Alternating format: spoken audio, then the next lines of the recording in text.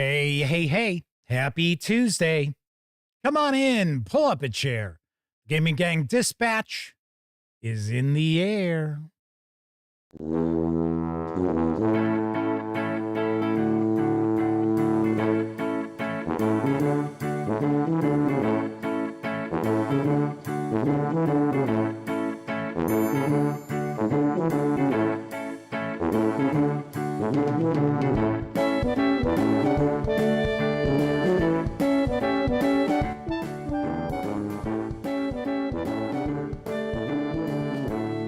Howdy, gang, and welcome once again to the Duct Tape Studios. I'm Jeff McAleer, your host, here at the Gaming Gang Dispatch, brought to you by, shockingly enough, thegaminggang.com, of which I happen to be the founder and editor-in-chief. So welcome aboard, everyone. Tonight is Tuesday, March 3rd, 2026. This is live show 1294. If you're not overly familiar with the show, let me point out, super casual around here. Just hanging out, talking about the latest in tabletop role-playing game news. And then I'm usually going to talk about a topic related to our hobby. Sometimes we might do an AMA, or I'll just hang around and chew the fat with chat. But tonight we will have a topic. I am going to share 5 lessons I have gleaned from a lifetime of gaming. So stay tuned for that. We're going to talk about that after we tackle the news tonight. So, of course, like I said, we're just hanging out, having fun. We are certainly not engaged in rocket surgery by any stretch of the imagination. Now, of course, when you're not watching videos on the Gaming Gang channel, be sure to visit thegaminggang.com for all the latest in tabletop gaming news, reviews, and a whole lot more you will never find here on YouTube. You know the drill. Get your geek on at thegaminggang.com. Also want to mention, if you have not checked out my review of the Pirate Borg starter set from my friends over at Limithron and Free League Publishing, and you would like to win this copy of the starter set. See, it's in shrink. Look at that. Look at that. Again, it's in shrink wrap there, as well as my extra copy of Down Among the Dead. By all means, check out the review. I tell you how to get into the running. And it's super easy. It's like most of my contests that I have. Also, because this is a live show, there is chat available. You must be a subscriber to the channel for at least an hour before you can take part in chat. But if you check off that box and you want to say howdy, maybe you got a question, comment, by all means, chime in. I will do my absolute best to respond. First out the gate tonight is Semper Buffo, Keithul, who's with us, as is Kevin King, the Madman. Troy Cornelson's here, as well as Spelling Mistake. Actually, it's spelling mistake. I just say mistake because I know what they mean. Being all silly and goofy like. Kevin R. Smith is also popping on in, and I would take a guess the lovely and talented Miss Sarah D might be lurking in the shadows right now. Another of our chat moderators alongside the Madman. She of the glittery banhammer, the madman of the pile driving banhammer. Like, bam! Yeah, I almost never have to boot anybody out of chat. I think we've done it all of 2-3 times. I think the last time might have been about a year, 2 years ago. I don't know. And yes, Sarah D is with us tonight. Troy Cornelson said, just got here. Did I hear we're doing rocket surgery? Nope, not around these here parts. Nope.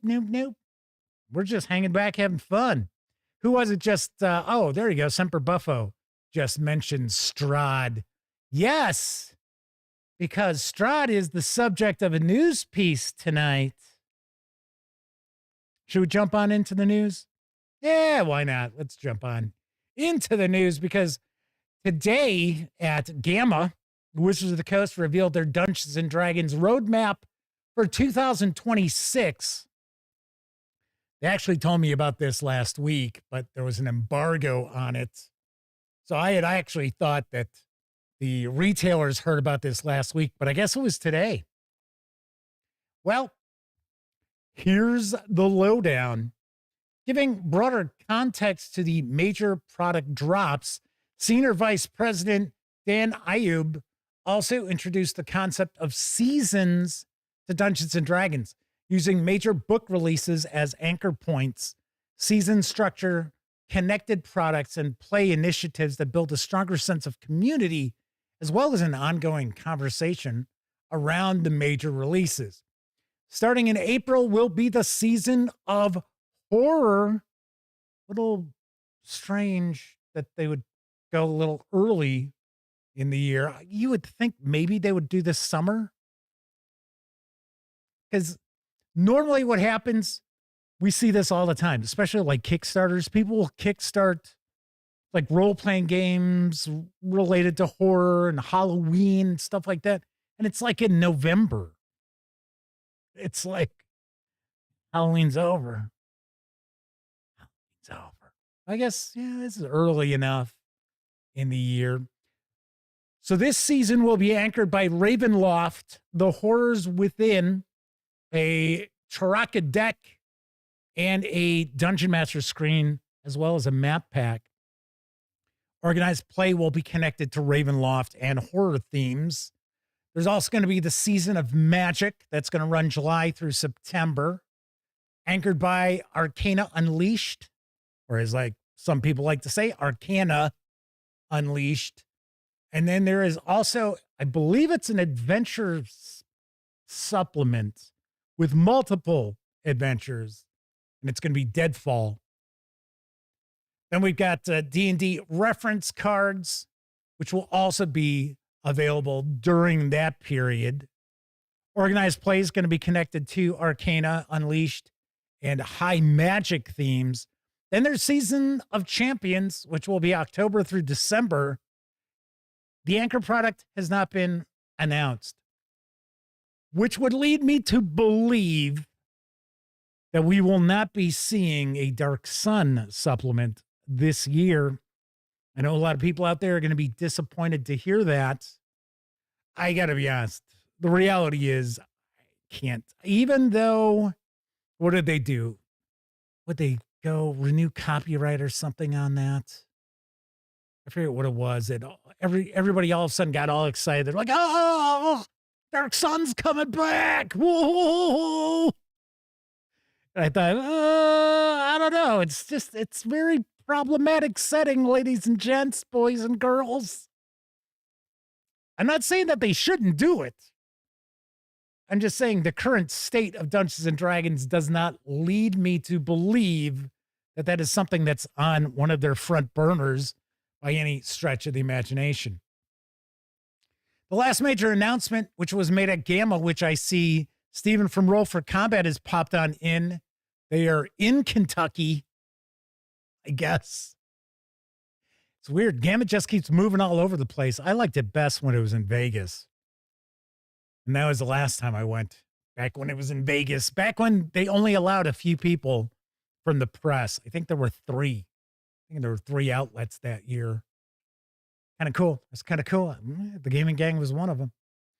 Anyway, so the last major announcement at Gamma was the return of an updated D&D Encounters program to encourage more live play at local game shops, driving deeper community participation and conversation around each major release.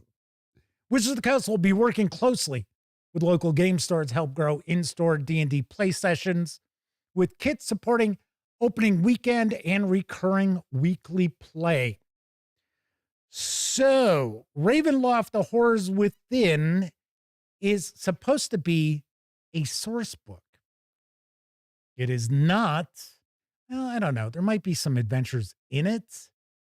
But here, let me explain, and you can take it from there. So pre-orders are going to begin April 13th. The master tier stores will release it on June 2nd. Hero tier stores will get it June 9th. And then other retailers such as, I don't know, Amazon would be my guess, are going to receive those, I should say, will be shipping out June 16th.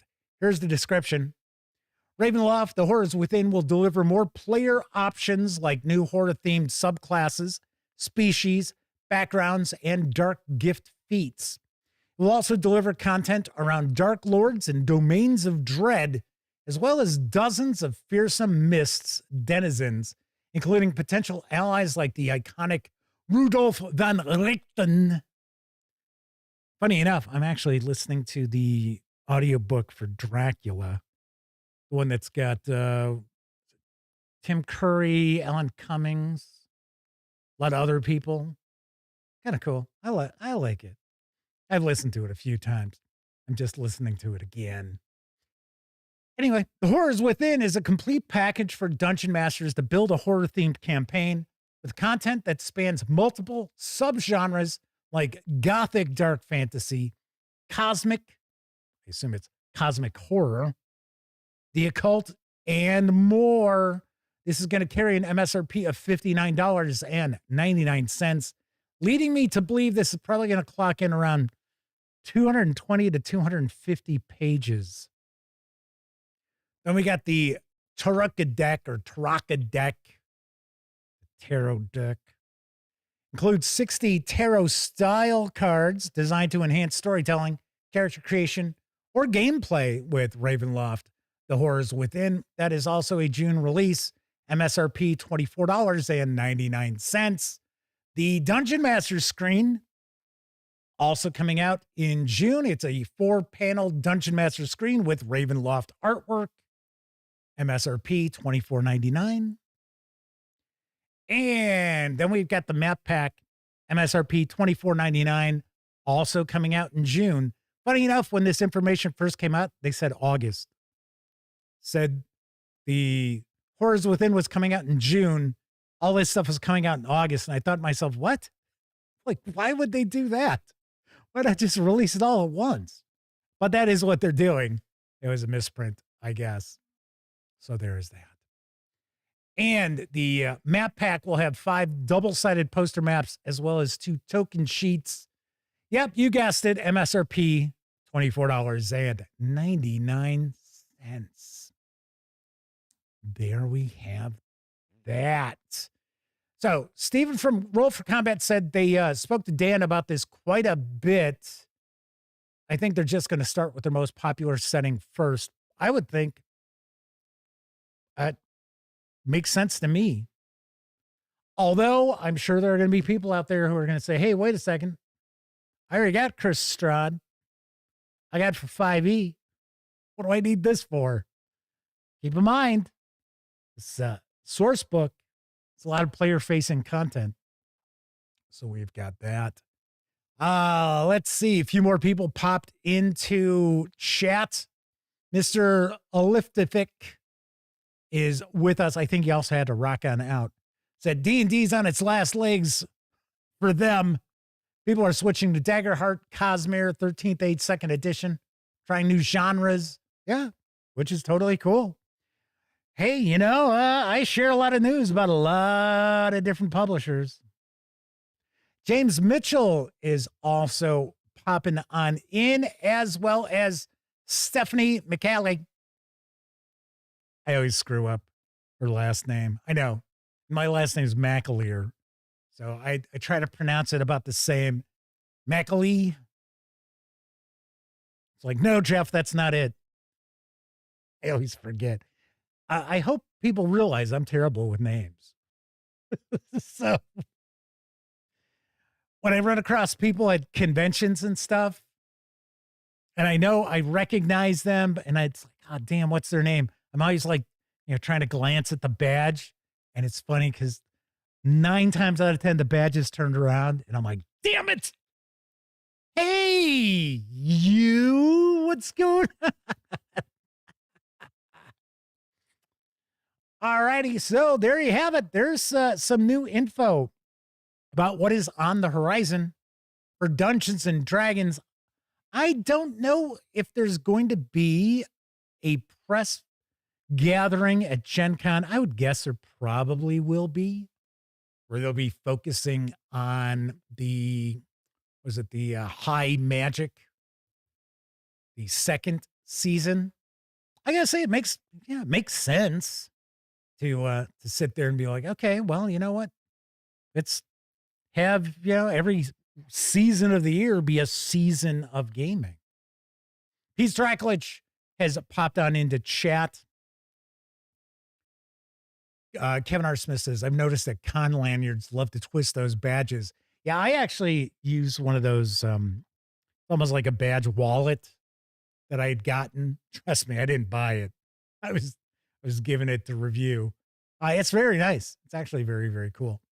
All right. Well, there's a lot more cooking than just Dungeons and Dragons, because now available in PDF for Adventures in the Household.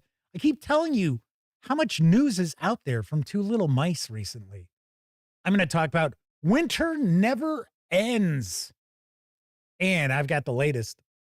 The long winter is not a literal winter. It is a Cold War that lasted a handful of years, spanning from the fall of Fayev to the Battle of Frostwing. So imagine that you're in a time of full infighting, rebellion, wild frontiers, and long journeys, where the folk from the inside and outside come together and clash for the first time, meeting and understanding each other through the conflicts. This is when your new adventure will begin. Welcome to Winter Never Ends, a book filled with stories that will lead you on tiny, great adventures and straight to the heart of the garden. The 2 years of bitter conflict between the Fae of the Sealy Court and the fairies of the Household Realm. Years that left an indelible mark on the history of both Household and Outhold. Winter Never Ends is an expansion for Adventures in the Household 5e. In order to enjoy it fully, you will also need Journey to the Garden, which I talked about last week. In this book, you're going to find 30 truly special characters who lived incredible adventures in the Outhold. 6 introductory adventures described in the smallest details, plus 42 narrative prompts composing a saga of the long winter. The epilogue, crowning the thrilling stories the noteworthy characters have lived through, set at the end of the long winter. There's even a timeline of everything that has happened in the Household and Outhold, from the Master's disappearance to the long winter. Right now, this 208-page PDF, it's only available in PDF at the moment, is available over at DriveThruRPG for $20.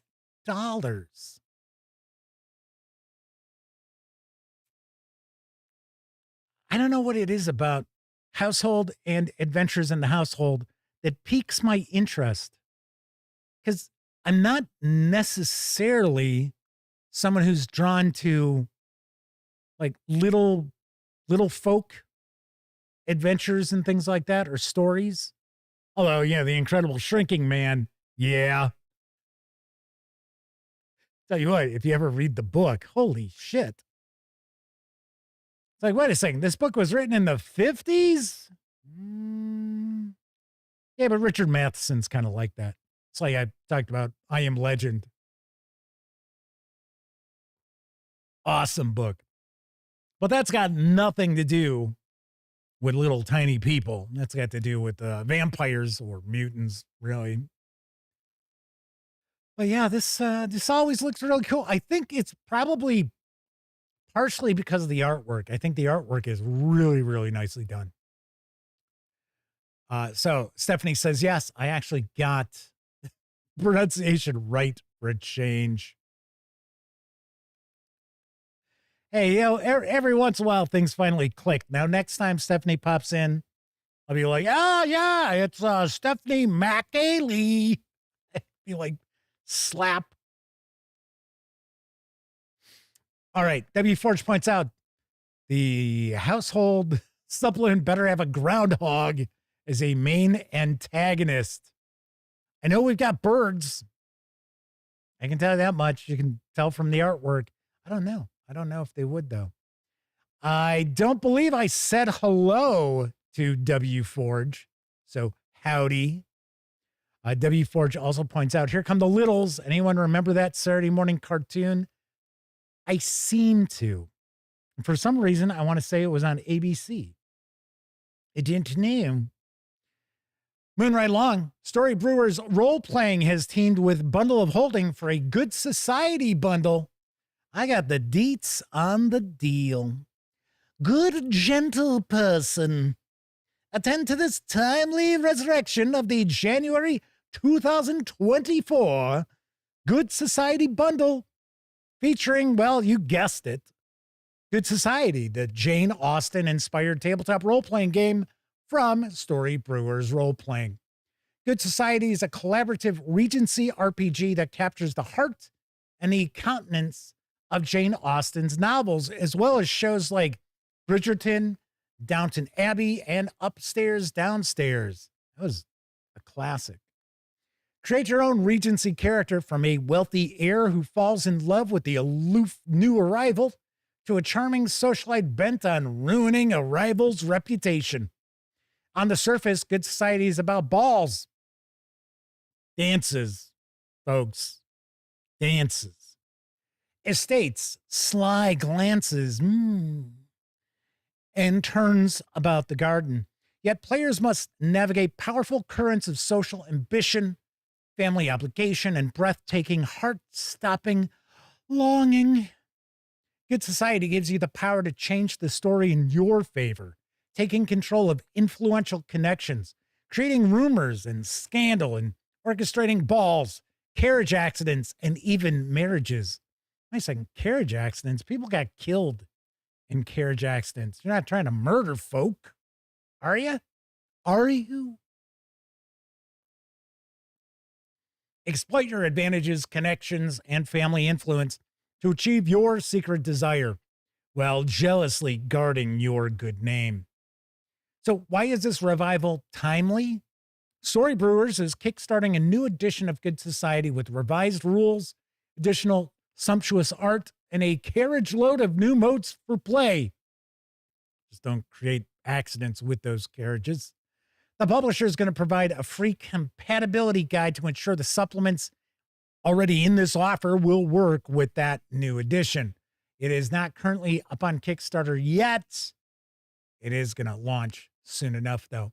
For just $17.95, you get all 3 titles in this revived offers Society Collection, which has a retail value of $68, as DRM-free PDFs. Includes the Good Society rulebook and the deck of connections, plus the free holiday playset, A Christmas Prince of Darkness. Expanded acquaintance with family-themed playsets like Pride, Prejudice, and Practical Magics, inspired by stories like Jonathan Strange and Mr. Norrell, and the Scarlet Pimpernel-inspired Sensibilities, and Swordsmanship. You'll also get the Love and Longing deck. So what, no Pride, Prejudice, and Zombies? Or was it Sensibilities and Zombies? I think it's Pride, Prejudice, and Zombies.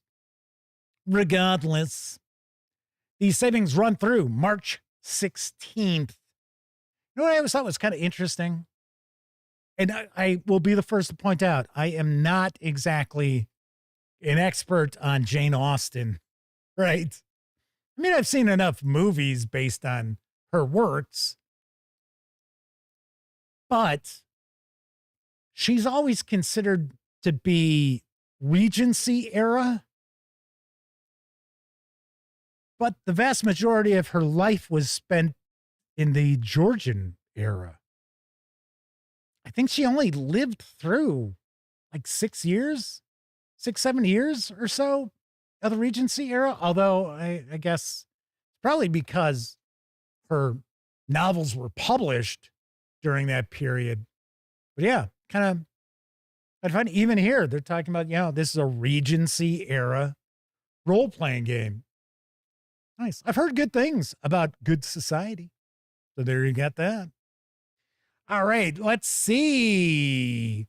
Grim Shady 2, the Revengeinator, has swung on in, as has Agile Monk, good friend of the show. welcome to you both. Reading Aid is also with us. Stephanie says, Good Society reminds them of the Napoleonic War RPGs, Duty and Honor, and Beat to Quarters. Said, I'm not familiar with, I've heard of Good Society. I have not taken a peek at it.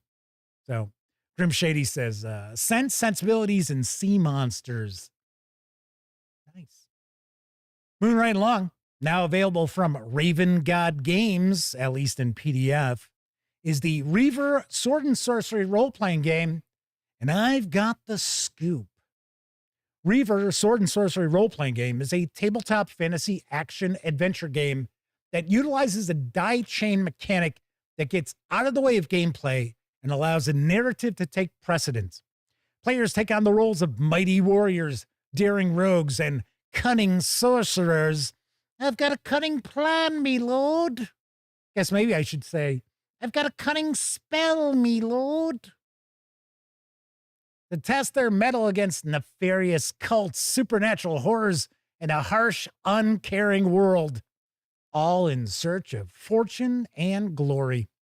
Reaver seeks to replicate the style of sword and sorcery that is a simple sidestep from historical adventure fiction and inspired by works created by Robert E. Howard, Charles Saunders, Bernard Cornwell. I think it's Bernard. I don't think it's Bernard Cornwell. And Simon Scarrow, among others. Reaver couples heroism, dark sorcery, and weird horror with gritty realism in a pseudo-historical setting.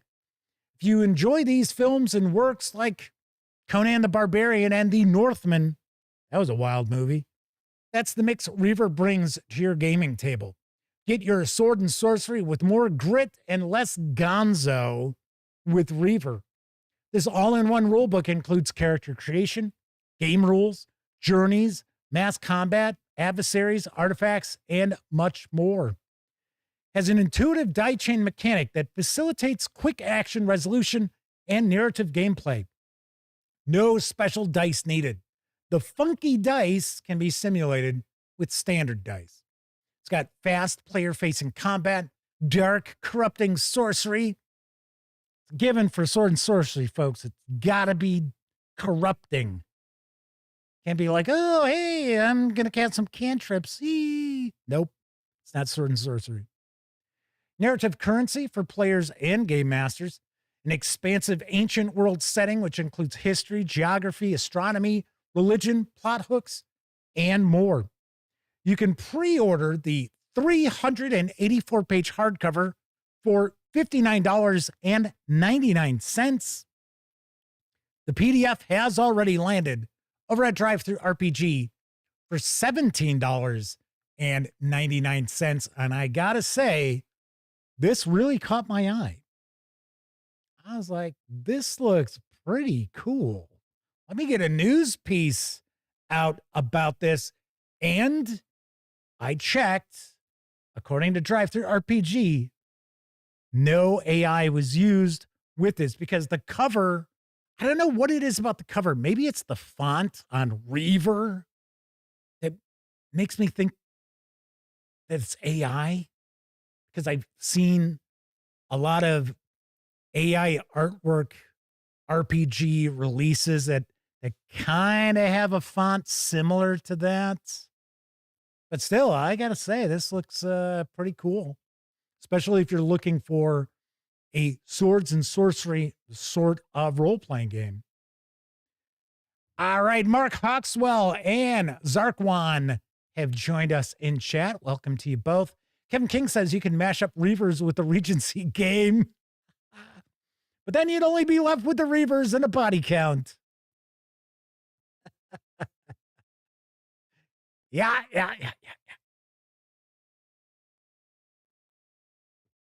All right. Let's talk about my final news piece, because the Gauntlet is offering their latest role-playing game, public access, not to be confused with Weird Heroes of Public Access. This is public access. It is pay what you want, and here's what I know. A role-playing game of analog horror based on the Brindlewood Bay Mystery System. Public Access is a tabletop role-playing game about a group of people in 2004, the Deep Lake Latchkeys, who find themselves investigating strange mysteries in and around the town of Deep Lake, New Mexico. In the 80s and early 90s, Deep Lake was the home of a notorious public access television station called TV Odyssey, the history and fate of which, the station literally disappeared, is the source of much speculation in certain corners of the internet. As the Latchkeys conduct their investigations in Deep Lake, they will become increasingly aware of the central role TV Odyssey plays in everything that's going on. And we'll have to face whatever terrible truth lies at the infamous station. This includes 8 mysteries. The house on Escondido Street. 10 years ago, the Rappaports vanished without a trace from their home on Escondido Street. The Latchkeys look into the mystery on behalf of a family friend and discover the house is not only sentient, but utterly evil. Spoilers. Slumber Party Summoning Circle. An 80s-themed adult slumber party turns sideways when a harmless round of The Crying Circle, a notorious board game/summoning ritual, causes a participant to become possessed. There's the Deep Lake Lurker. A local sleepaway camp is reopened despite its notorious history. A bunch of kids went missing from it in the early 90s. Legend has it the kids were victims of a creature known as the Deep Lake Lurker. As a reopening of the camp awakened the beast once more. Zagreus, a rare arcade game cabinet, turns up in Deep Lake. Legend has it that playing Zagreus causes you to become obsessed with death. The Latchkeys are drawn deep into the mystery of the cabinet when they discover the game's secret levels. Press start. Starlight Kingdom, an abandoned theme park, is the site of a strange space-time anomaly. Can the Latchkeys get to the bottom of what's going on before someone gets hurt? And what will happen when they are forced to face the traumas of their own pasts? We also have Greetings, Travelers! The satanic panic and real occult magic collide when a secret underground game of serpents and sepulchres. Oh, that's funny. That's a pretty funny title. Serpents and Sepulchres is connected to the disappearance of a local team. Hey, we're playing a game of dimwits and dumbasses. You want to come on by? No, I know, it's not that bad. I always joked about, yeah, if I create a role-playing game, that's going to be the title of it. Something like that. Dumbasses and dipshits. Yeah. I don't know why I say that. I'm not trying to insult people who play the games. For some reason, it just strikes me as that'd be a funny title. And then we're going to wrap up with, well, no, I'm sorry. There's still 2 more. We've got The Whisperer, a mystery inspired by the monsters are due on Maple Street. Ooh, deep cut, folks. Who's going to jump in? Who's going to jump in and say where that's from? If not, I'll let you know. But I'm sure someone in chat knows, or at least someone in chat's going to jump on Google and find out. The people of an isolated neighborhood turn against one another, the victims of a strange phenomenon that causes their darkest secrets to be laid bare. Can the Latchkeys intervene to stop further bloodshed? Yes, Cthulhu has it correct. The Twilight Zone. One of the darkest episodes, and I don't mean the lighting of the soundstage. Very dark episode of Twilight Zone. And then finally, we have Convergence. The Latchkeys are invited to a wellness resort in the desert, a much-needed retreat that's interrupted when they discover a death cult in disguise plans to open a portal to another world on the very same weekend. The 97 pages of PDFs is currently pay what you want over at Drive-Thru RPG. It does have a recommended price of $15. Interesting. Kevin R. Smith also pointed out Reaver has a pay what you want quick start, so you can take a peek at the system before committing. Grim Shady says, public access looks fantastic. I love the carved by Brindlewood system, which will bring me to a topic in just a moment. Anyway, but yes, this looks pretty interesting. I've heard good things about Brindlewood Bay, and we do have Grim Shady chiming in saying the system is good stuff. Very nice. Very nice. So that is it for the tabletop role-playing game news this evening. Of course, I mentioned Drive-Thru RPG a few times. Don't forget, the Gaming Gang, thus the Dispatch, is affiliated with the One Bookshelf sites. So if you're going to go visit Drive-Thru RPG, Dungeon Masters Guild, Storyteller's Vault, Wargame Vault, any of the numerous One Bookshelf sites out there, please stop by thegaminggang.com first. Click on one of our banners. That way, if you happen to make a purchase, I get 5% of that sale. And I do want to mention the GM's Day sale is going on. It's usually about a week to 10 days. And you've got sale items up to, I want to say 40% off. Now, keep in mind, it's not everything at Drive-Thru RPG, but it is thousands upon thousands. And there are also some special bundles that you can save up to 65% off. So that is going on. I want to say that just kicked off yesterday. So if you are going to go check that out, please stop by thegaminggang.com first. Click on one of our banners. That way, if you buy something, you don't have to buy anything. But if you do, 5% commission comes my way. It doesn't cost you anything extra. So, that really does keep the gaminggang.com website around. It truly, truly does every month. Also, if you like the video, give it a quick thumbs up. If you like the video, if you dig the channel, if you find the Gaming Gang to be a valuable resource, hell, if you just like what we do, got a couple of other ways you can help support the outlet. First, by making a one-time donation by way of PayPal. Hell, you can buy me a 2-liter bottle of soda.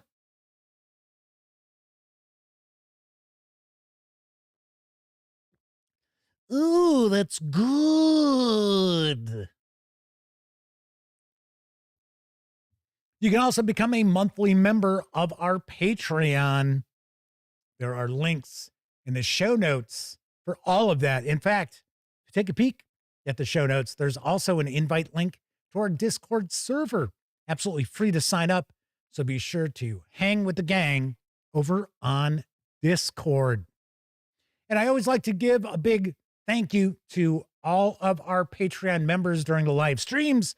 So big tip of the cap to Caval, Kevin R. Smith, Talzek, Sean O'Donnell, Herman Letman, Gustavo Cavalho, Mark Weiss, Kevin King, Game Cat, RPG Munch, Tier 2 DM, Pete Straklich, Dan Webb, Tessie Trekkie, Agile Monk, and the Madman. And yes, we've got a few of those folks hanging out with us tonight in chat, and most nights in chat as well.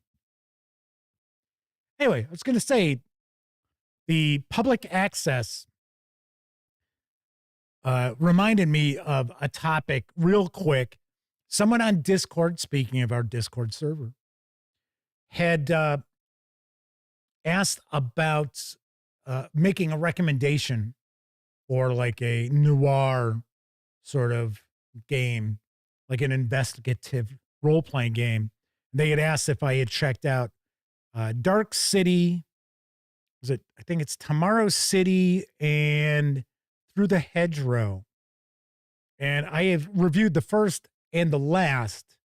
I don't recall ever getting Tomorrow City. I'm almost positive that I did not review that.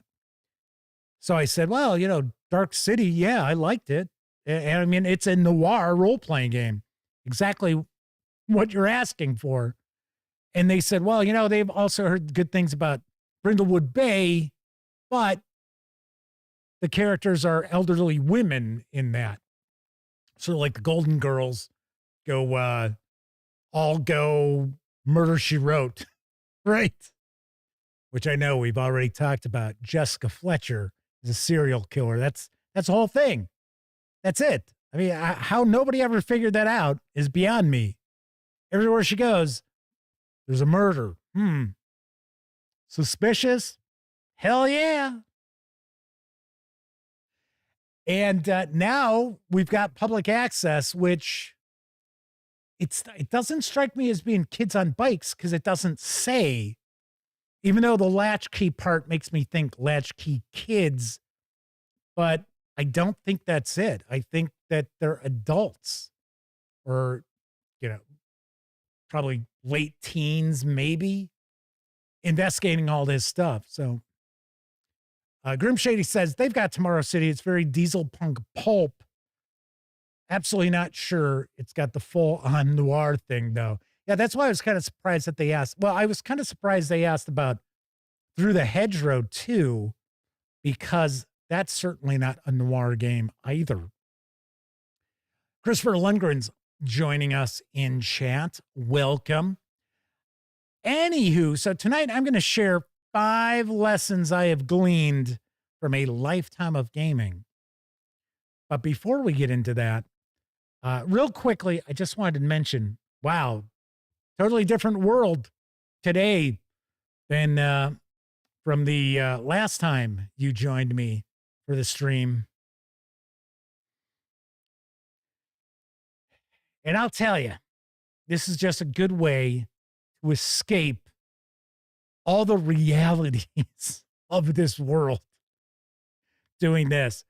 Now, just to show you how crazy this world is, right? I do not have all of the details. I only have some minor details because I have not had an opportunity to talk to my brother or my sister-in-law because they both work for airlines, so they've been flying. So I haven't been able to talk to them. But it's my understanding my sister-in-law's nephew is one of the casualties over in Dubai. Not one of the fatalities, but, and I guess, now I only heard this through my dad because I was not here when he was talking to my brother. And I guess the injuries are very severe. Now, once again, I don't have all the info. This is just what's been relayed to me by my dad. Could be off. I don't know. But yeah, that's just what? It's like, seriously? It's like, man, talk about being, pulling the short straw. Fuck. Man, unbelievable. Like I said, I don't really get into, what's going on. Yeah, every time, once in a while, I'll say something. And I know some folks out there don't care for it when I mention something about politically, but I don't talk politics. I just talk instances. But man, I would take a guess that for a good number of you folks out there who either tune in live or watch after the fact on Memorex, find this show to be a nice way to just relax and unwind and just not care about anything for like an hour. Or to be like, oh yeah, let's hear about new games and stuff. Nice. I can escape the heaviness of this world, or, just life in general for, 60 to 90 minutes. So I'm here for that. I'm on the same wavelength. A lot of times I come down shoot videos or I stream live, and it's kind of like, it's, it's almost like therapy. It's very cathartic. What can I tell you? What can I tell you? All right. So let's see. Mike has popped on in to join us. Very nice. And yes, I mentioned Christopher Lundgren. Did I say hello to Buddy? Hello, Buddy. I don't think I mentioned Buddy. Yes, the cockatiel. Anywho.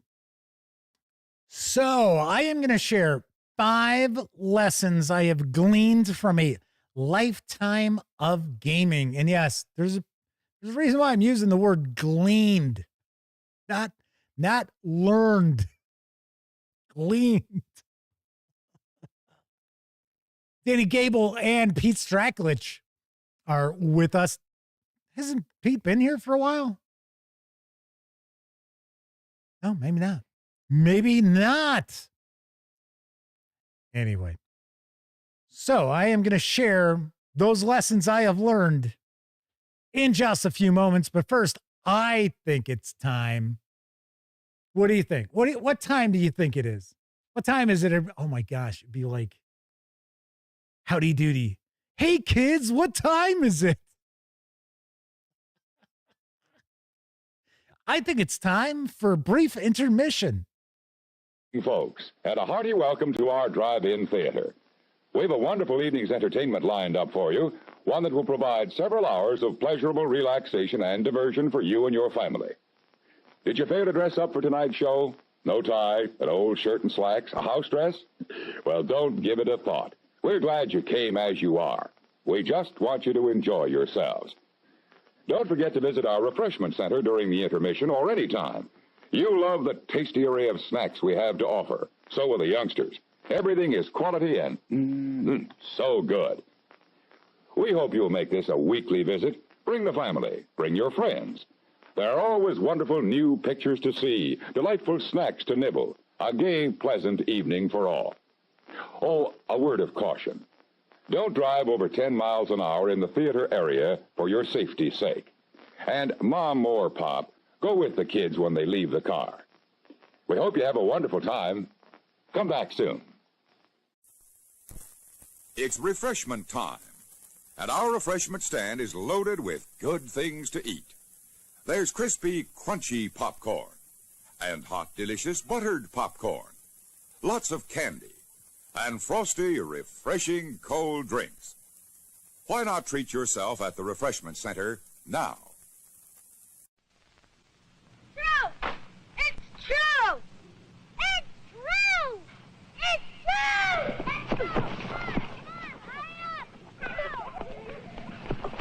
That's strawberries inside a box of cornflakes. Strawberries? Yeah, right inside the box is the cornflakes.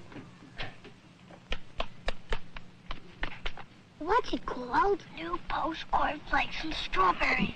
What? New Post Cornflakes and Strawberries. Hey, the strawberries are right inside the box with the cornflakes. That's what we've been telling you. They took off the green thing, then they sliced them and made them instant. Put on the nails. Milk makes them juicy again, like when you pick them yourself.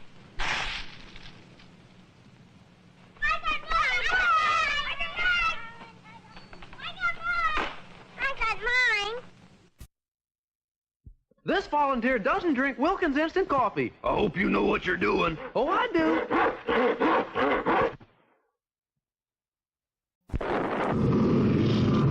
Beyond the farthest reaches of the imagination and deep within the human heart. Here, in a time when the world was young, in what is known as the Third Age of Middle-earth, a tale is told of deeds and beings, a tale of a day when a great shadow will fall across the earth, and ancient sorcerers will lock in mortal combat with the phantoms of the night. Then will the raging War of the Rings draw the blood of heroes, and the final destiny of all mankind will be written. Then will mortal men with dwarf lords and elven princes come to stand together in a single noble army and thunder against all the hosts of darkness at the very gates of doom.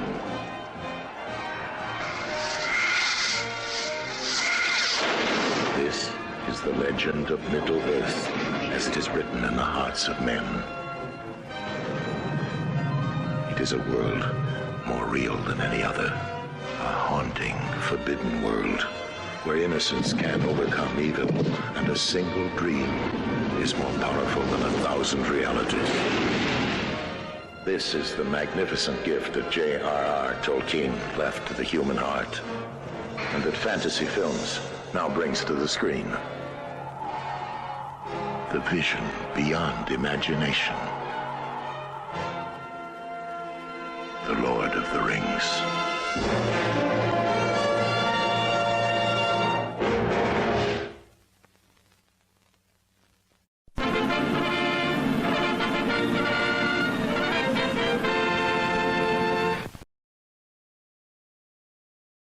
Yes, Ralph Bakshi's Lord of the Rings. Here's a little trivia item for you. Because I know a lot of people, in fact, I'm seeing it in chat. People saying, it's too bad. Never got to finish The Lord of the Rings. You only had that. Bakshi never got a chance to animate the rest. That's because no one in Hollywood gave a shit about The Lord of the Rings or The Hobbit. They figured, that's why The Lord of the Rings was a box office bomb for Ralph Bakshi. In fact, I'm almost positive it lost money. Danny Gable says the trailer was better than the movie. I'll be the first to admit I am not a massive fan of Ralph Bakshi's Lord of the Rings. And I like Ralph Bakshi's work. I didn't care for all the rotoscoped film. I was like,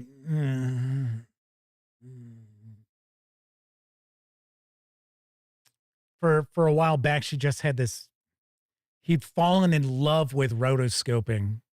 And it's one thing to rotoscope to use for animation, because he did that a ton with,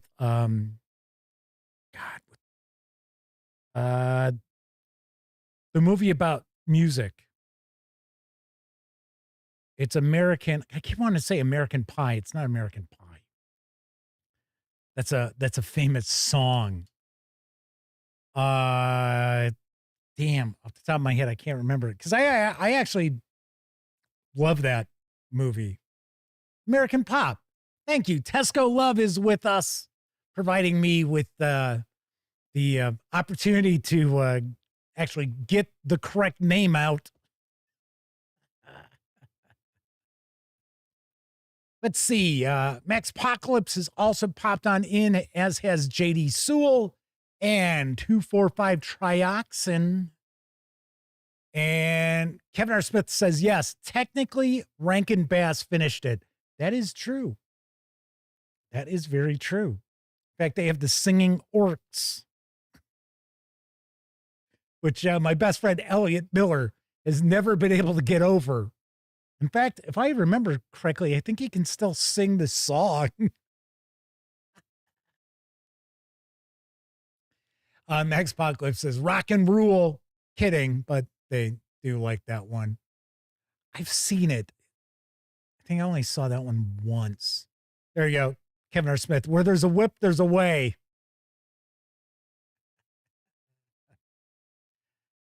Anyway, Kevin R. Smith says they've never seen Bakshi's Lord of the Rings. You're not missing a ton. If I remember right, I think it ends after the Battle of Helm's Deep. They saw Rankin Bass's Hobbit. See, now once again, we talk about this all the time around here. When those came out, and they came out, they were, if I remember right, they were made for television. They weren't shown in theaters, at least not here in the US. We didn't have a whole lot to choose from. So it was like, yeah, oh boy, can't wait. Then you'd be like, I guess it was all right.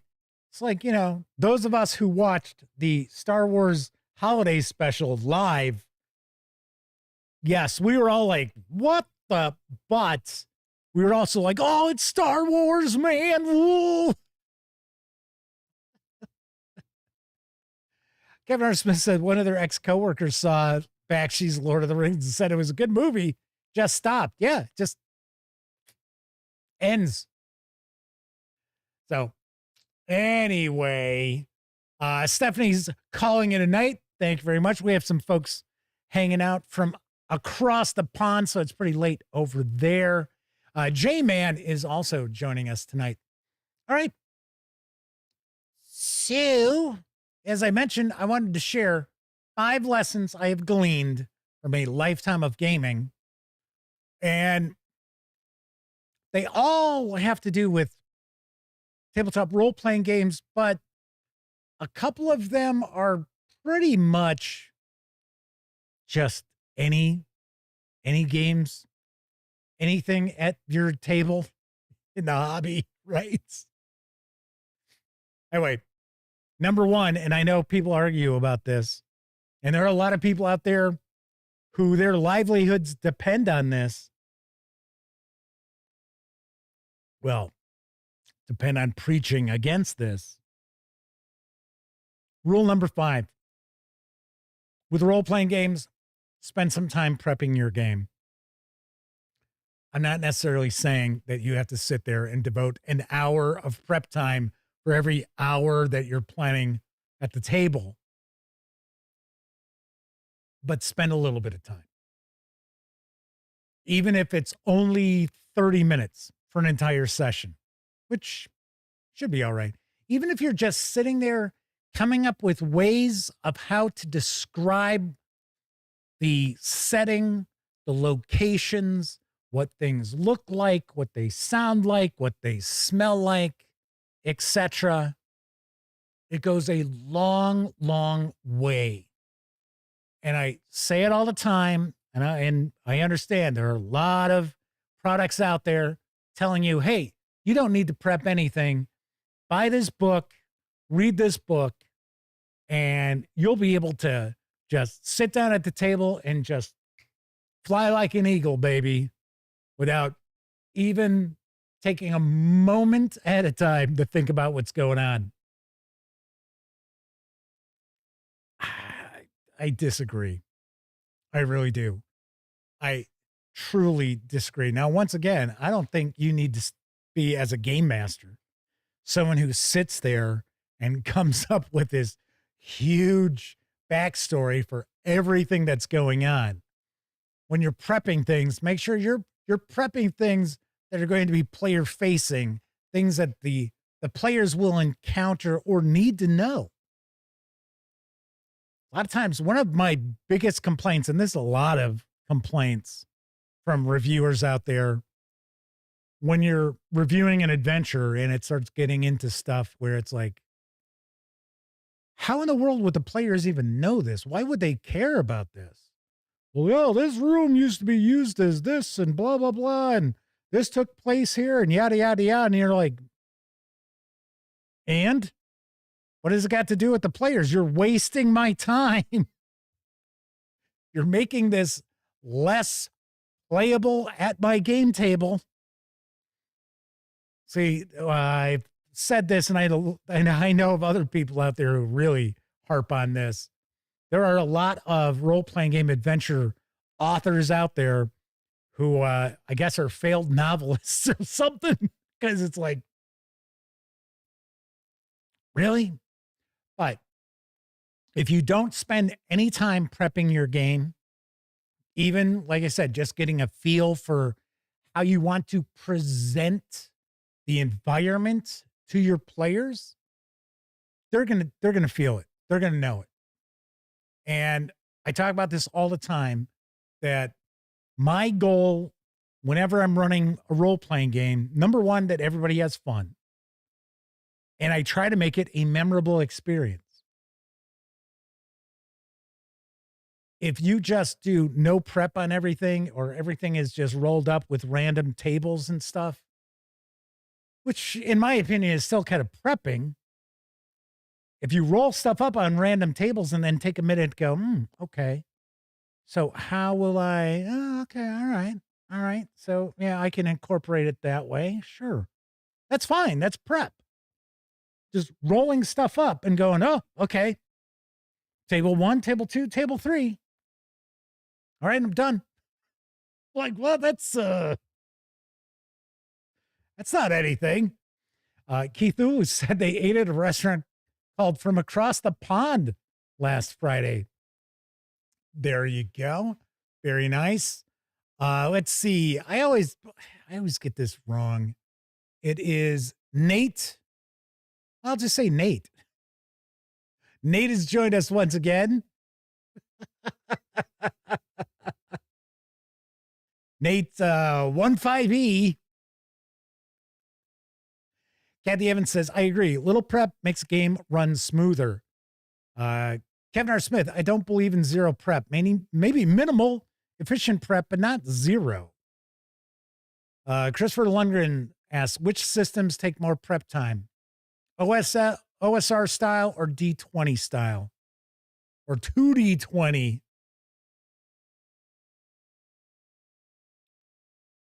Well, I gotta be honest. The reality of it is, if you're taking like the rules equation out of it, then you're probably looking at them all being fairly similar. So if you're creating from scratch, your prep time should be the same overall, regardless of what system you're using, I would think. So, I mean, I would think most of the time, if you're going to just create things, from whole cloth, you've got a bestiary there, or you've got some NPCs or something like that, some stat blocks you're planning on using. So you're going to incorporate that in.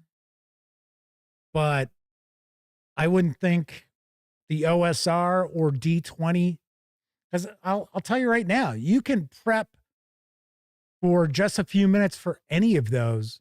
And when I say prep, I don't necessarily mean that you're sitting there detailing all these notes and things like that. Can you? Sure. I would recommend just bullet points. Just have bullet points of things, right? So, you know that your player characters are going to be exploring a cavern or cavern system this adventure session. Okay, so take a moment. All right, so this area here, we have like stalagmites, stalactites. Is there moisture? Is there like a lot of fungus, moss, things like that? Take a few minutes, get a better feel for it. And then as your player characters are entering with their torches lit and with their dark vision on, you can kind of, describe that a little bit. I'm telling you, it goes a long way, especially with the immersion. Boomerman Dan Webb has joined us tonight. Let's see. Danny Gable says they're prepping Dungeon Crawl Classics right now. J-Man says some of the best games I've run have been minimal prep. Right, minimal. That's fine. Like I said, if you can spend half hour, and remember, when I talk about game sessions, my sessions, when we get together, we try to play for at least 5 hours. If I could get away with it, I would run games for about 8 hours. And trust me, I've run sessions way longer than that when I was younger. But I would look to do something where, you play for like 3.5 hours, then everybody has something to eat, then you come back to it. So that's how I would like. Do I get to pull that off? Oh, almost never, but still. But yeah, for me, it'd be like if I were going to have about 4 hours that I know we're going to be playing something, half hour of prep. A lot of times, like, remember, I would run Call of Cthulhu, and I am a fan of running published adventures as long as they're good. I always make them my own. But once you've read through an adventure, or if you're going to run a campaign, once you've gone through the campaign, then your prep is pretty much done. But if you have an idea of how long you're going to probably play that session, that's what you should focus your prep on. I think a lot of times game masters, especially when they're newer to the hobby, and sadly, we kind of do a disservice to new game masters as well, because there's so much out there that's aimed at new dungeon masters, new game masters, etc. That's very confusing, and no one's on the same page. So I can see, because a lot of times you'll get people who are like, yeah, okay, well, I'm going to be the game master. I've been elected to be the game master. I guess I better start doing some research on how to be a game master. And then it's like deer in the headlights. What I would always recommend for new game masters out there, that you focus on the game system you're going to run and the advice that's in those books from that publisher first. Because running Call of Cthulhu is going to be completely different than running Dungeons and Dragons. Mechanically, there are differences, sure, but you're still rolling dice to see what happens, right? Your players are being faced with a situation. How are they going to respond to that? That's the same. But the way you approach that is going to be different depending on what you're running. And, it's a lot of times it's kind of the vibe that you're trying to create as well. But yeah, I could see, also depending on the system, minimal prep goes a long way too. Now, I just reviewed the Pirate Borg starter set. And Pirate Borg is a game that thrives on minimal prep. So there's an introductory adventure that's in the starter set. And as a game master, read through it. Various different tables and stuff are in that. But you're not going to have to sit there and study it. So like Pirate Borg is a role-playing game that ends up being more entertaining the more, well, maybe not the more seat of the pants, but with seat of the pants involved. Call of Cthulhu, on the other hand, does not. Because remember, Call of Cthulhu, you are aiming to create a scary encounter, right? Or a scary experience, I guess I should say. Now, that's not to say that you don't have humor and lightness in Call of Cthulhu. Of course you do around a table. But if everything's just seat of the pants, it's probably not going to be very scary. I'll tell you that much. All right, let's see.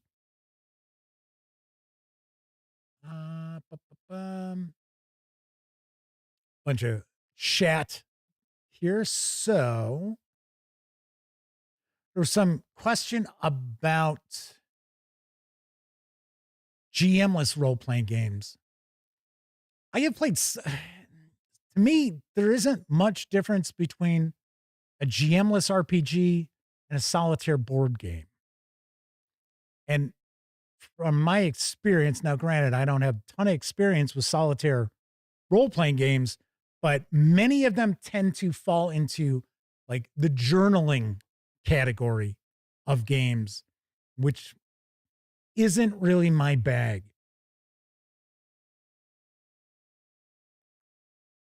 So Kevin King asks, so if you introduce new typos when entering a Troll Lord product in a virtual tabletop, are you just honoring the spirit of the work?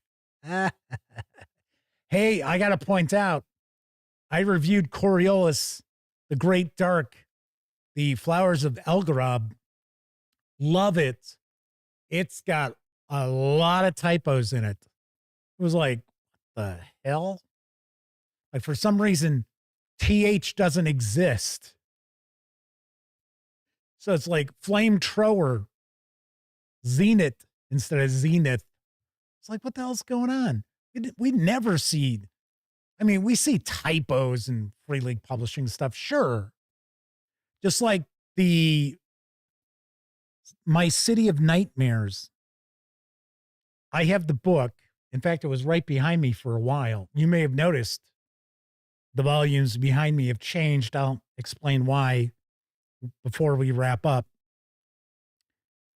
And I kept sitting there wondering, when is this coming out? Because I was planning on sharing my review right around when it comes out. Now it's scheduled for April. So I'm like, I got to go back in and take a look. Is this thing like just littered with typos where they just had to do a new print run or something? Because I've had the book for a long time. Maybe it's something that happened with the print run. I don't know. So Nate points out, choose your own adventure. Yep. Boomerman Dan Webb says, yeah, gameplay should feel organic and too much prepping makes that difficult. Right. So what I like to focus on now, remember, unless it's like a horror game, which yes, those tend to be linear. There's no way around it.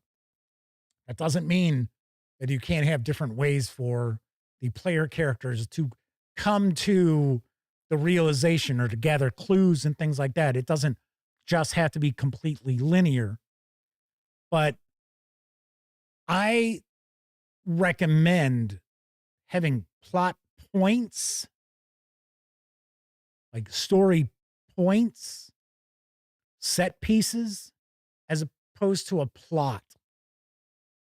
Because if you have a plot line, then you're going to, well, most game masters are going to do everything to keep the players on that path. And that becomes a railroad. And players almost never do what you're expecting them to do. J-Man says there's a mathematical formula where effort into GM game prep is directly proportional. Players going off on a tangent, derailing all said prep. Yes. Daryl Erritt's with us. JD Sewell says their butt hurts at the idea of 8 hours in a chair. Well, you're not in a chair for 8 hours. Number one, I normally stand when I run a game. So, plus taking a break, grabbing something to eat. And when I say grabbing something to eat, we usually go somewhere to go grab something to eat. Pete Stracklet says they've run Sailors on the Starless Sea with zero prep, scratch off character sheets. It was amazingly successful, but that's because the players were great. And Sailors on the Starless Sea is linear. I mean, there's really no getting around that, which is fine because I like Sailors on the Starless Sea. But yeah, that is pretty much all a game master needs to really know is, well, these people have been kidnapped from your village. See if you can go get them back. So GM-less doesn't necessarily mean solo. Yeah, true. Very true. A lot of them are co-op and stuff. Daryl Errett says, I've seen journaling become handy for games that don't meet at least once a week. Yeah, that's cool. Kevin R. Smith says, definitely, if you prep options A through Y, the players are going to find, they're going to choose option Z. Oh, yeah, most definitely.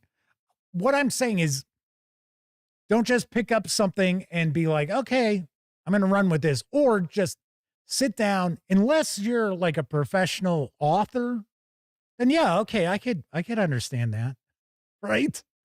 If you've got some insanely good imagination, yes, that's fine. Sadly, the vast majority of people in this world don't.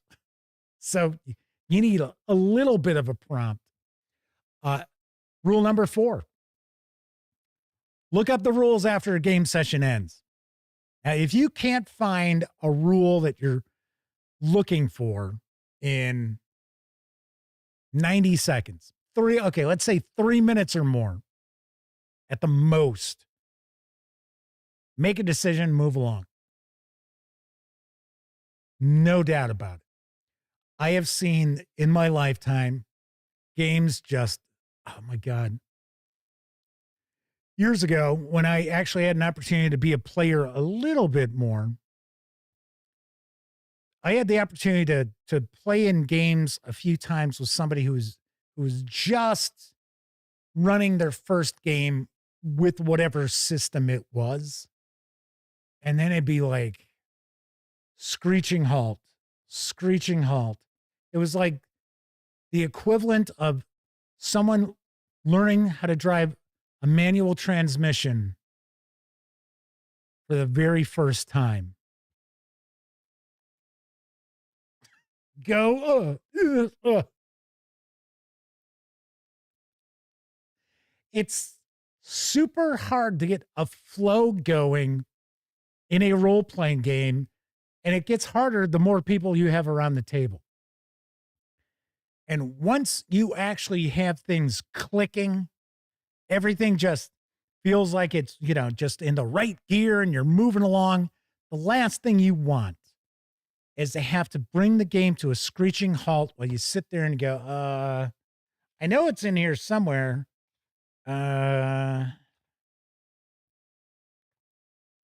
Wait a second. No, it's not in this book. It's in this book. Hang on.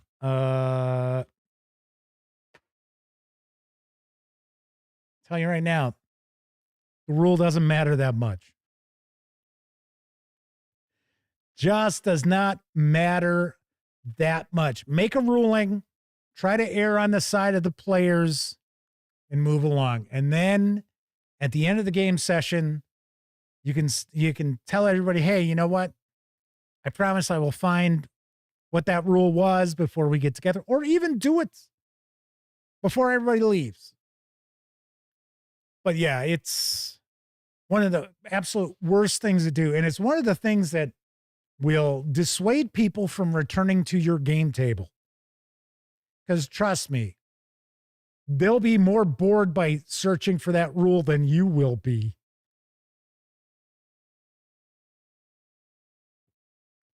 Rule number 3, avoid info dumps. This kind of goes back to the running role-playing adventures, like published adventures. If it doesn't have anything to do with what's taking place behind the scenes that's going to have an effect on your player characters, don't worry about it. Plus, if you start this, the same reason why you don't want to get into too much read aloud, because after a certain point, people just start tuning out. So a paragraph or two of read aloud, perfect. That's fine, especially if you're setting the scene of something. A page, 2 pages of read aloud, tain't happening, Dooley. Tain't happening. And there are a lot of folks out there who create role-playing game adventures who do that. And it's like, did anybody play this? So I'm going to tell you right now, nobody around the table is going to sit there as you read something for 5 minutes. And yes, I know as a game master, you're creating different things and you're super excited and you want everybody to appreciate all that hard work you've put into this adventure campaign. But I'm going to tell you right now, the players themselves are only concerned with what's going to have an impact on their player characters and the group for the most part. All right. So, I mean, okay. So, hey, if they're trying to save the village, yeah, okay. It's probably, they probably want to know what happens to the village. Right? But to sit there and be like, okay, well, 1,000 years ago, the ancient civilization of blah, blah, blah, which no one knows about anymore because that civilization has fallen. Don't get into it. So the Madman says their Savage Worlds group is great. They'll try to look up the rule for them. Pete Stracklich says game mechanic questions are great. Metagaming is not. Christopher Lundgren asks, what about the player that's always looking for a rule constantly? If they want to spend their time looking for a rule, something also is important that people at your table understand. If you're the game master, your decisions are final. So they can look up all the rules that they want. Your decisions are final.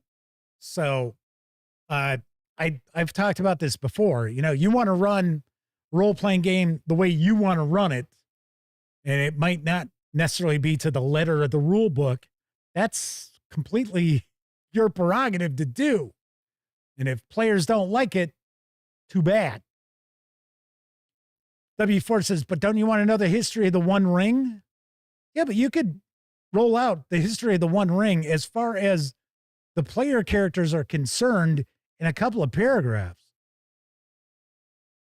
If you've got like backstory that you need your players to know about, and it's like 2-3 pages in length, print it out, give it to them, let them read it, or send them, you know, a PDF that they can go check out themselves.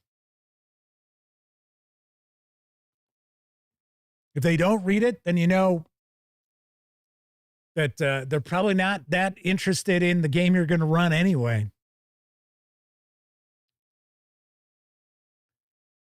Kevin R. Smith says, I'm at the point where I break up read aloud text and publish adventures into bullet points, which is how it should be presented in the first place, to give the game master the opportunity to just kind of put it in their own words.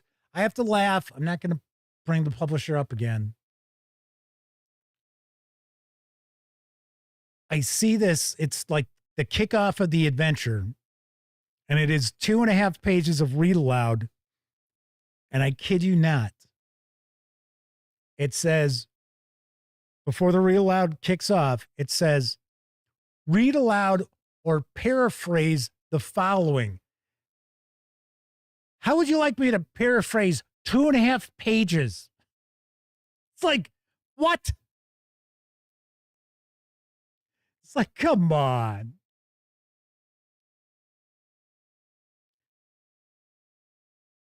Kevin R. Smith says, the advantage of bullet points is you can look up from the page or screen without losing your place.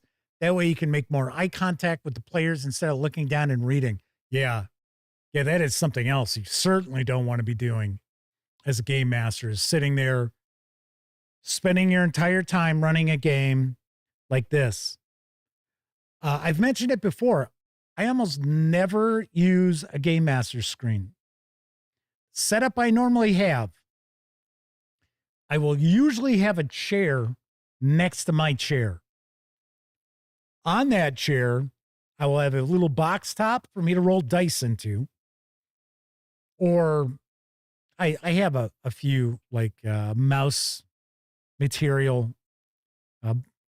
like dice trays, I guess they're considered. If I have any other books that I need, they're sitting down there, and whatever I'm utilizing is sitting in my lap. And that has been pretty much how I run stuff. Funny enough, family members have given me Game Master screens for the holidays or my birthday and stuff like that. So now it's sort of like, okay, well, I feel like I have to utilize this because it was a gift, even though I don't usually use one. Yeah, so there's that. All right, rule number 2. As a game master, be a fan of the players, and especially their player characters. This is not 1975, right? It's not OD&D. It is not the Dungeon Master versus the players. It is the game master presenting situations. The players have their characters respond to those situations, and it just goes back and forth, back and forth, back and forth. W. Ford says, what? You don't roll your dice openly? What if you fudge your dice rolls? How do you know if I'm fudging a dice roll, man? You don't see them. As someone who runs Call of Cthulhu, you like to roll dice for absolutely no reason whatsoever. And then you just roll a die. And you don't even go, then just roll the die, glance, and continue what you're doing. And your players are all wondering, what the hell, what was that about? What was that for? And sometimes they'll even ask, they'll go, what was that for? I'm like, what? What was what for? Well, you rolled. Don't worry about it. That's a trick. It's an old trick. And it would work in just about every role-playing game, but it works really nicely with Call of Cthulhu. Max Apocalypse says, I've winged a lot of stuff when I GM'd, but I'm also good at it. I only do it in a system I know. I don't wing everything. It especially helps when people have played too many mods. Man says, yes, I reward players with good gameplay, role-playing, and cheer them when they have good rolls. Right. Exactly. Now, if you want to, when you have your villains and stuff, you want to role play them to the hilt, by all means, do so. Make them as evil and vile as you possibly can within the constraints of your table, right? I know you're all 8 years old, but just wait. No. Let's see. Herb Richter is with us tonight. Welcome aboard. I believe it's a first-time visit. And Wallona's Cave is also joining us tonight. So yes, be a fan of the players and their player characters. That's what you guys are getting together for. It shouldn't be. I mean, if you want to play Game Master versus all the players, then allow me to recommend the one versus many sort of board games that are out there where everybody buys into the whole concept of, yes, we're all ganging up on that player, as opposed to feeling, as a player sitting there feeling like, well, geez, they're out to get us every time we turn around. No. J-Man says, good gameplay is when everyone's having a good time. Always go with the flow of having fun. That should be your number one goal, is that everybody has a good time. If you as a game master fluff a rule, screw something up with an NPC, shit. That's not who they were supposed to meet. They were supposed to meet this person. Oh, shit. Yeah, that's what you're thinking to yourself. Don't worry about it. Just keep going. Go. Best part is your players don't know what's supposed to be going on. Most of your players, at least these days, are not going to be rule lawyers because they usually rely upon the game master to help them with the rules. So let's see. I'm going to give you my final rule in just a second. Or, I guess it's their rules. Peter Ackledge says, my players mostly write the story. I'm more of a ref. Someone stumbled in a tavern. What do they look like? PC tells you, it's old peg leg drunk. The pouch of spilling coin. Oh, yeah, of course, your player's going to say that. Oh, this guy's he's completely hammered. And I notice his coin pouch is split open, so the coins are all falling out. So I could go pick them up and they won't notice it. And yes, as a game master, should always have the players making their own little impacts on your game world. Ask them questions about things that they're encountering for the first time. Most definitely. All right. So last item. No game is worth a friendship. I have seen and I have been asked by people over the years what to do when a situation at a game table, this is not necessarily always role-playing games, it's board games as well. What happens when players get into arguments that create really ruffled feathers, very hurt feelings?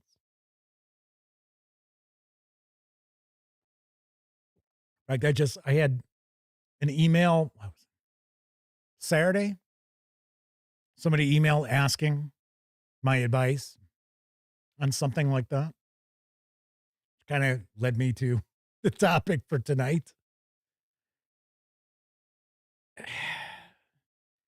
When I was younger, I was a rules lawyer, and I didn't cheat, but I knew the rules to games better than other people playing.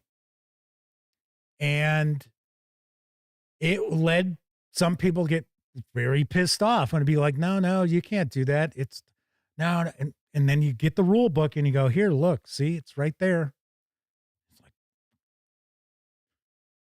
no one ever flipped a table. I've never seen anybody flip a table, either that I was at or anywhere near me. I've never seen that. But I have seen people get really pissed off, and I have seen people not talk to each other for an extended period of time because of hurt feelings over a game rule or something that took place at the game table in the context of the game. So the person who emailed me, they said the situation was, and I guess it wasn't them. It was someone at the game table. Situation was that, and this was a role-playing game, that the person who got upset didn't feel that the game master had allowed I guess the character got killed, and they were feeling like the game master didn't give their character like due process. That I guess the character shouldn't have been killed by whatever took place. And that they were very, very upset. So I have to assume this is probably an ongoing game and that player has had that character for a while. Otherwise, who gives a shit, right? Who cares? So what? Can't roll up a new character? Damn it, man. You killed my funnel character. I'm never going to sit here and play Dungeon Crawl Classics with you again. Now that's expected. You be happy if you get out of a funnel adventure with more than one character intact and that you didn't have to borrow it from somebody else.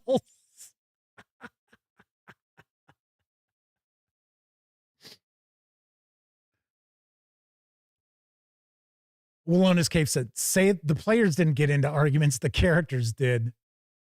Peter Ackwood says, great rule number 1. I mean, but it's true. And as someone who was a rule lawyer, and I was one of these people when I played a game, not necessarily role-playing games, because the thing is, I'm kind of the forever game master. So I will tell you right now, it would probably take me a little bit of time to try to get the old memory bank rocking and rolling. I have probably had the opportunity to be a player in a role-playing game in my entire life. Get ready. No more than 15 times. I think the longest campaign I was ever in was Elliot was running a Stormbringer campaign, and we may have played 4 sessions, 5 sessions. But yeah, I mean, that is the reality. And I'm considering like 1 would be Stormbringer, right? The 4 sessions or so. I'm counting that as once. But yeah, no more than 15 times, maybe around 10. if I'm not counting individual sessions. But W. Ford says, now we know Jeff's earlier alignment was lawful. Actually, I was probably closer to chaotic way back in the day. Yes. The Mammoth says that is exactly why one larger game group became two. The person hosting and one player got into an argument that ruined a friendship for several years. They've since reconciled. Yeah, see, it's that to me, that's silly. I think it's very silly to see. And of course, you know, not being part of the argument, of course, I would say, well, come on, it's just over a game. But I hear about it all the time. I hear about it quite often. And I mean, I've seen it, not with me personally, but I have seen where people were, you know, ticked off about something going on at a game table, which is weird. You'd think they'd have been all pissed off at me and never want to talk to me again because I was the rules lawyer. But I guess when they thought about it, they were like, well, I mean, it was the rule. So maybe that's it. J-Man says, here's some advice. I've run campaigns where once in a while we'll run a completely separate one-shot with throwaway characters where total party kill is guaranteed. Keep players' core game intact, less friction. But don't your players want to play with their characters? I could see if you wanted to do that with a game that you haven't, like, prime example, like Alien. Like Alien, the role-playing game. Busting out the starter set or one of the cinematic adventures, which are just one-shots, even though they're supposed to be like part of a campaign. Those characters don't carry over from adventure to adventure for the most part. I could see that. But yeah, I'm completely in agreement with having something to cleanse the palate once in a while, as opposed to always just playing the same exact game constantly, because you honestly kind of get into a rut. James Mitchell says they had a roommate in college whose life was threatened at a LARP game to the point of the law getting involved. Yeah, I've said this before. Sadly, our hobby has some people in it who are just way too invested in the hobby itself. I mean, I know of people who, we talked about this a little bit in the past, where the thing I love about the hobby are the people. Yeah, I know a lot of people in the industry who I think are very cool. I love getting to see them at conventions, chat with them, throw back a couple of adult beverages or 3. That's what I love about the hobby. And the games are just on top of that. But then again, I know of people, it's like, it's just the game. It's all about the game. They don't care about who designed it. They don't care about who publishes it. They don't actually care about who's playing it with them, as long as they got players. It's like, okay, come on. But I mean, this hobby came about because of people having social issues, right? I mean, let's be honest. I mean, that's kind of where the hobby comes from. You know, the cool kids weren't all lining up to play Avalon Hill board games, right?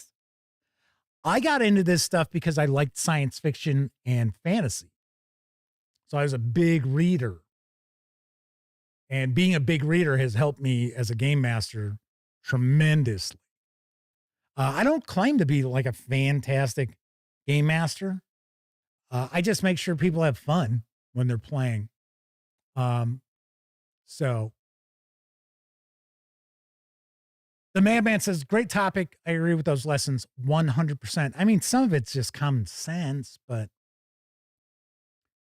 Kevin R. Smith points out LARPs are a beast unto themselves. I've heard stories about like Vampire the Masquerade.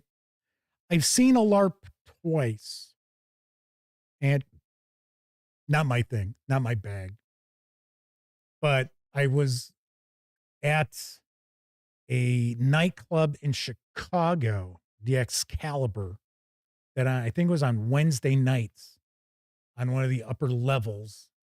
They were playing Vampire the Masquerade. Now this is back when it was somewhatly new and it was super hot.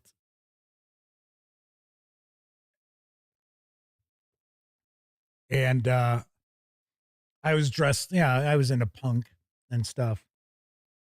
So I wasn't like goth or anything like that, but I was able to go up there because I had heard about it. I figured, I'm going to check this out. Wasn't my bag. Shazama85 says, hey, everybody, they were lurking during the show. How dare you lurk? That's Sarah D's. That's her forte. Don't be stealing that.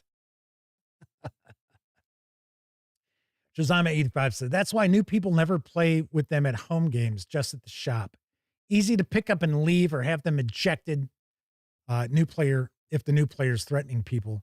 I'm bummed because I would love an opportunity to play. I would love to just be able to run stuff. I would definitely like to play. But sadly, nowadays, I'm way too old to be like, yeah, I'm looking for a group to role play with. Be like, who the hell's this old guy? And it's just the gang just does not get together enough. In fact, it's to the point I told my brother and my nephew that because I wanted to run a fantasy game. In fact, I would love to actually get into running a game that kind of harkens back to when I got into role-playing games, but not necessarily be a D&D or basic expert, whatever. Something OSR. And it's just like, Elliot's availability is just maybe not. Sometimes he's going to be able to come and then he can't come. And it's like, damn it. So I told my brother and my nephew, I guess I'm just going to have to run Call of Cthulhu. Just focus on stuff that we can knock out in a couple of sessions. There's plenty of Call of Cthulhu adventures out there like that. But I like campaigns. I'm a huge fan of campaigns. All right, so we're getting ready to wrap this up because we're going hour 45 right now. And Bamboozled Great Crowd has also joined us. So Bamboozled Great Crowd says, I usually tell the player in question they have grown past the game and probably be better finding a group to their standards. I throw myself under the bus and they make the decision to leave. That's something else I should also kind of make like rule 1A. If someone leaves your game group, don't take it personally. People change. People move on. Their interests change. I hear from people a lot where it's like, had a player, it's, not necessarily like a great friend of theirs or something, but, they have a player, they were hanging out, they were playing, and then suddenly they stopped showing up and never text, send an email, nothing. Just, stop coming. It's like, don't take it personally. It's not you, right? Don't worry about it. If the rest of your group keeps showing up, you're all right. But yes, I like Bamboozled Great Crowd. It's me. It's not you.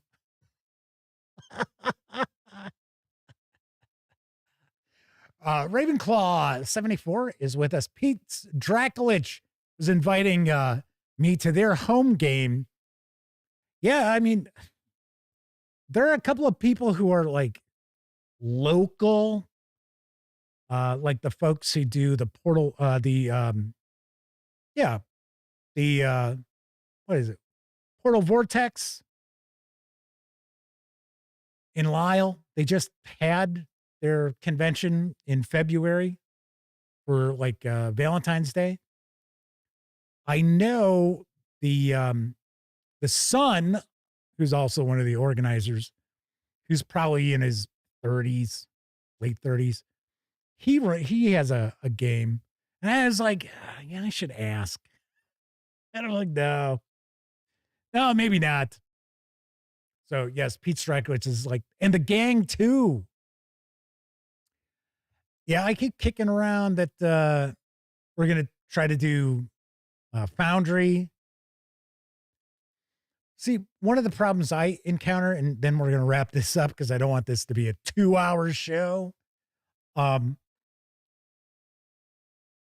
I can't be the only person who understands how things work. And I think, actually, Chris Lundgren kind of implied this, that, the game master is also a player at the table, not an entertainer. And it's kind of like, yeah. It's like, can you do me a favor? Just read, the core book here, or at least read the part where it's like the rules of the game. Nope.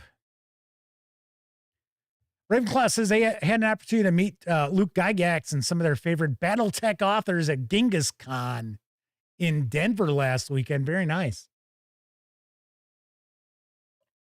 We've got quite a few people popping in as I'm wrapping up. The Tabletop Scholar is also popping on in. So, no Limelight Productions asked, did I miss a book review? No, there wasn't any review.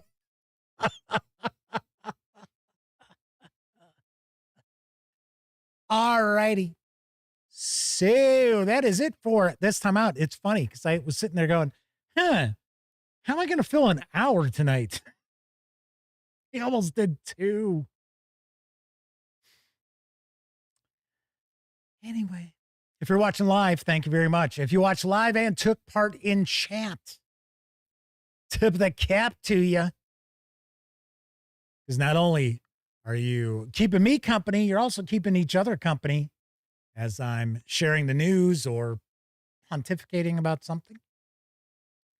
But I know a lot of folks out there, you don't have an opportunity to watch live. Doesn't matter if you're watching live or on Memorex. Thank you for taking time out to watch any of the videos here on the channel. Should also thank everybody. We have cracked 17,000 subscribers. I don't know if that's a good thing or a bad thing, to be honest. I think it's kind of a bad thing, really, because a vast majority of those subscribers don't watch the videos. I think that's bad. Anyway, but thank you very much for watching, regardless how you do it. Also should mention, the month of March is an old school Renaissance month here. That's why I've changed the volumes behind me, all various old school styled or influenced role-playing games. And I will be leaning a little heavier into OSR reviews and news pieces. So I know I carried a lot of news pieces about old school Renaissance already. Review a bunch of stuff too. Just going to see a little more of it this month because I think people dig it. So Tabletop Scholar says, seeing Tales of Our Ghosts in the background reminds them, isn't there a box set in the works? I think there is. I don't know for sure. Low Up joined us, said they always confuse me with Dave Thomavor. Forget how his name is pronounced. That's kind of funny. No, I'm not Dave. I'm Jeff. All righty. If you like the video, by all means, please give it a quick thumbs up. Subscribe to the Gaming Gang channel if you haven't already. And if you do subscribe, be sure to ring that bell. And if you ring that bell, be sure to indicate all notifications because it will let you know not only when the Dispatch streams live, Tuesday, Wednesday, and Thursday evenings at 7 p.m. Central. I'll also let you know when I share other videos. And there were quite a few videos that popped up the past few days, including my unboxing and first look at Warhammer 40K Darktide, the card game from Cubicle 7 Games. Yeah. Everybody enjoy the rest of your evening, your afternoon, morning, whatever time of day is in your neck of the woods. Once again, I'm Jeff McAleer, and hopefully you pop on by tomorrow, but if not, as I always say, I certainly hope each and every one of you get to enjoy plenty of great gaming with your gang.